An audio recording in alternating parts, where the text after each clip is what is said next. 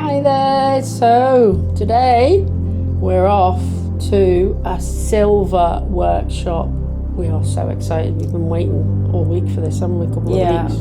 We always wear a lot of silver jewellery, and this is going to be making a ring, we think. Come and join us. So come along with us and see what happens at this silver workshop. Eek. Originally it was all set up lovely, wasn't it, when we arrived at the silver workshop? It was quite incredible actually to see all the equipment. Yeah, I'd never done a jewellery workshop like this before with actual silver. I've made earrings with beads and things, but this was a whole new thing. So you can see the vice there, and the hacksaws which we used to cut a little ribbon of silver off. Oh, the punching machine! You were good at that. You were making some lovely. Right, I'm not going to give it away till the end, but you literally use the punching. Yeah, so you can use the punches for lettering or So we got started, and this is a lovely Ailey that was really helpful, wasn't she? She knew exactly what she was doing. It was so lovely and relaxed, and it's just lovely. So we started off by measuring our fingers with the ring measurers, which took us back to our hippie shop days. It certainly did for me. Yeah. Sizing up the rings. Yeah.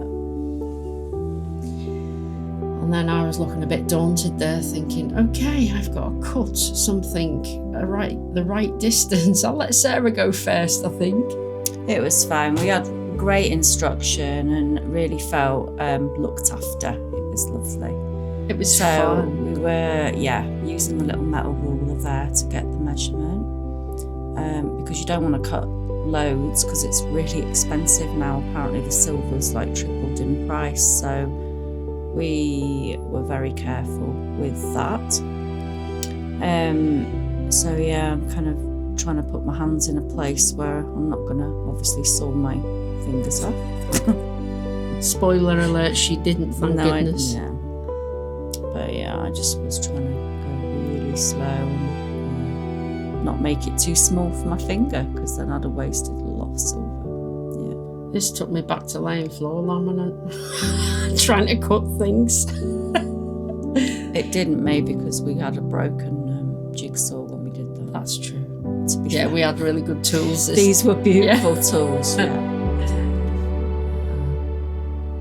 But it was actually more difficult than you think doing this part of cutting the silver. I think because you're just a bit nervous because you don't want to ruin the material really. But this was for my flat ring. So this is the stamping. So there were different Celtic letters. And you were just doing some tests and test into the copper. That was right. Just to ensure that I could get it in the right place. Well, that was really tricky, wasn't it? Trying to line it up in a straight line, I found. Mm-hmm. In fact, mine isn't in a straight line. Because when you hit it, it moves, doesn't it? A little bit. So. But that was a good job, that. Dad. Yeah, the first one was, and then when I did it on my ring, it went up too far. But anyway, here you are trying to do just that. That was difficult. Yeah. And I had a go as well, so And then, of course, we had to have a tea break, didn't we? Oh, yeah. With some homemade flapjack. And that was my design with the two little hearts, which, as you can see, are off centre a bit. Beautiful. But I kind of went for that design in the end. And it's starting to look like a ring. Look at that. So you did the stamp inside. I did the stamp inside, and then we had to fire it. Wow, that was exciting. This is borax. So the white thing that Ailey's showing me is a borax stick, and you add a bit of water, and it's to stop the fire kind of overheating it, and to ensure that the silver solder goes properly into the sterling silver. So we covered it in borax, and then we used this little torch, little blowtorch. Like a blowtorch, yeah. And these are heat-proof bricks, so that basically we weren't cooking the workshop. Yeah. Don't burn the workshop down. That was a. So we also had to, which was really important, keep that torch moving. Yeah. And it looked like the Ring of Fire there, didn't it? Like something from Lord of the Rings. There was a lot of Lord of the Rings quotes throughout the day. Yeah, I slowed this right down because I thought you might like to see how that ring's heating. It's incredible. Look at that. Wow. So cool. So cool. To think we've made that. Wow. So then we took it with tweezers and popped it into the cold water first, and then we put it into some warm acid. You'll see that it's in the slow cooker.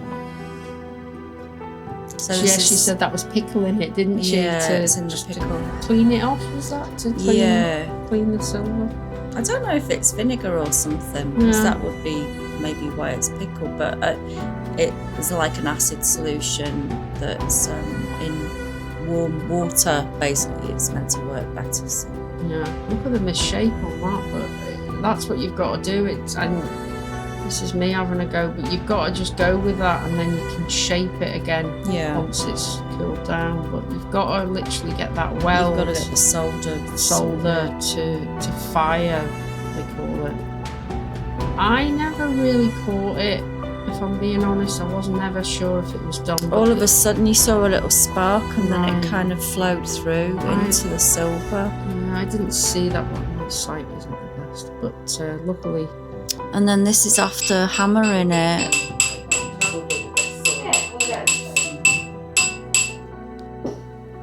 So that's into the pickle, into the little acid solution. And then there's my little love hearts, which before polishing and tumbling, but I loved it. Particularly enjoyed the hammering and the effect that the hammer gave the ring at the end. It's pretty spectacular. And we actually got to make more than one ring, which we couldn't believe. Lovely. So I made 3 rings and you made 2, possibly because you were filming most of the time and didn't have as much time.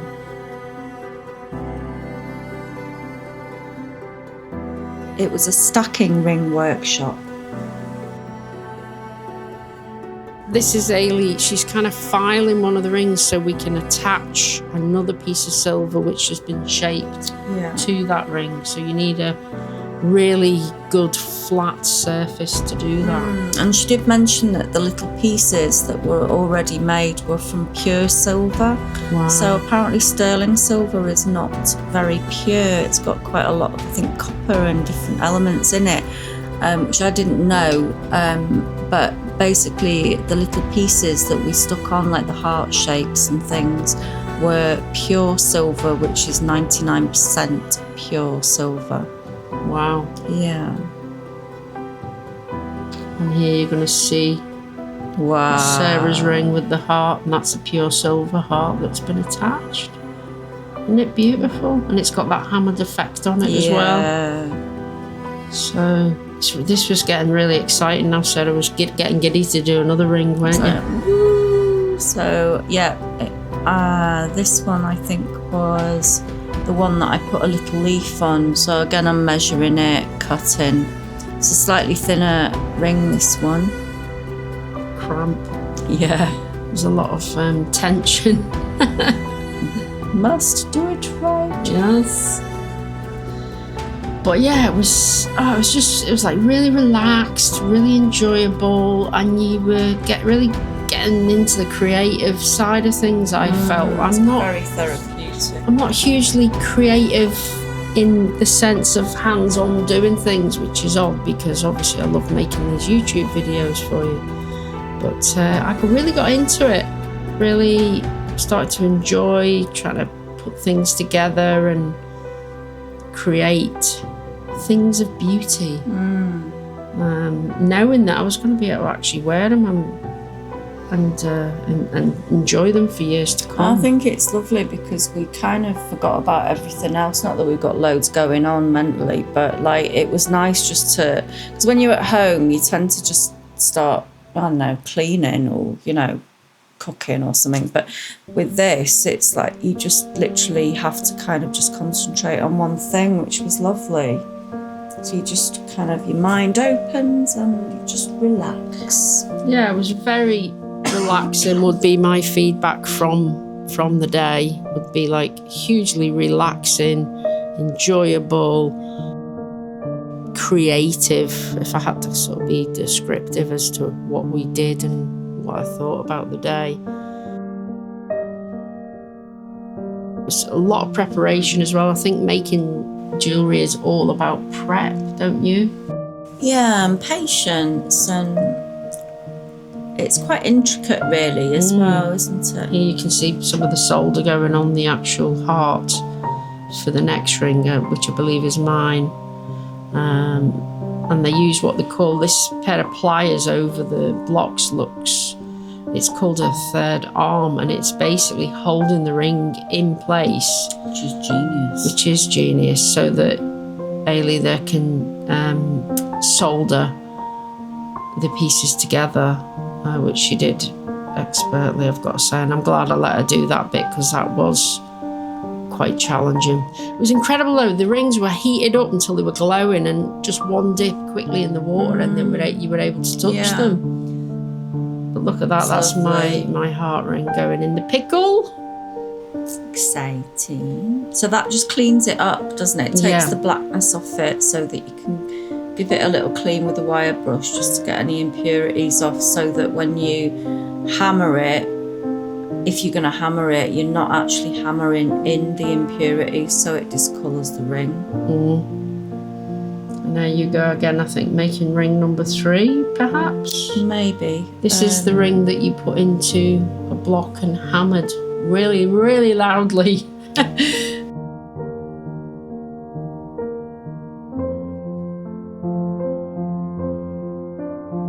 The tutor was amazing, really understood that we hadn't done anything like this before. Yeah. So it was, you know, lovely because of that, you know, just not to sort of jump ahead of the process, you know, because otherwise you can really go wrong.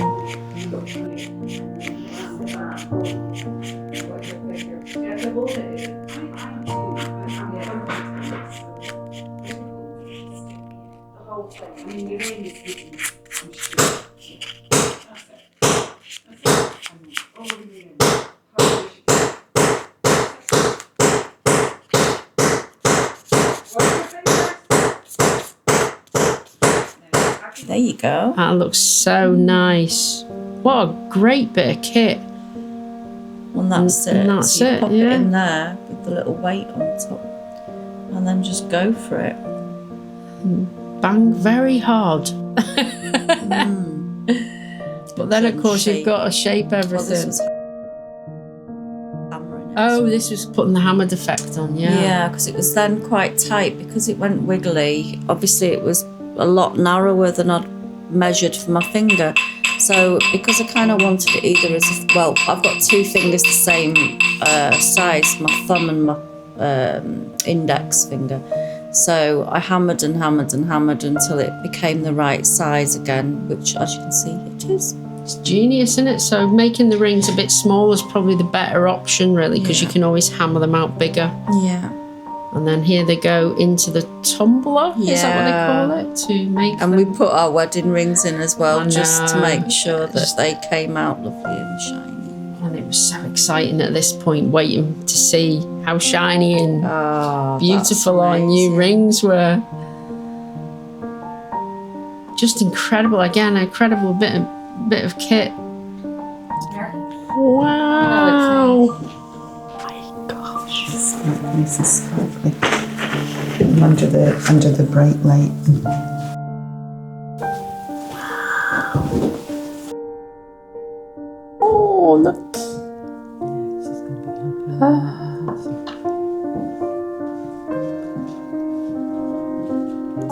Christmas Day. Wow. Look at that. That's little.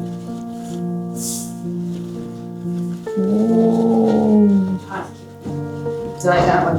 I know. Wow, look at the shiny. Oh my god. Oh, look. Could take a look. It looks good.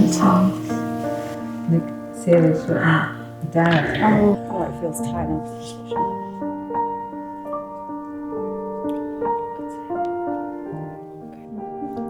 Stunning. I need to put some more little shiny silver. Oh, it's beautiful. That is beautiful. That is. So how do you feel after that? Overwhelmed. I didn't think they'd look this beautiful. Look. Look. Stunning. Not that one, this one. Obviously that one's nice too. But Yes, this one's but also stunning. nice.